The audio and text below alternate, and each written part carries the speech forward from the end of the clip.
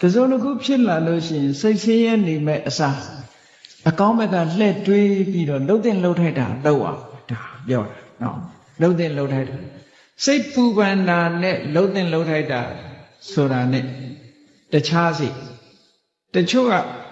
မကောင်းတာဖြစ်ပြီဆိုလို့ရှိရင်စိတ်ထဲကပူပန်ပြီးတော့ဘာလို့မှမသိညာလို့မှမသိစိတ်တွေဆင်းရဲပြီးတော့အဲ့လိုနေတယ်အဲ့ဒါလို့မဟုတ်ဒါအဖြေမဟုတ်ဘူးအဖြေမဟုတ်ဘူးစိတ်ပူပန်နေမဲ့အစားပူပန်မှုကိုလျှော့ချပြီးတော့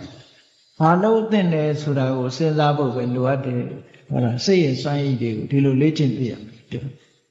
ကောင်းဘက်ကတွေးအရာရာမှာအကုန်လုံးအကောင်းဘက်ကတွေးရမှလားလို့ဆိုဒီလိုတော့မဟုတ်ပါဘူးမှန်ကန်တဲ့ဘက်ကအကောင်းဘက်ကစဉ်းစားနိုင်တတ်ရမယ်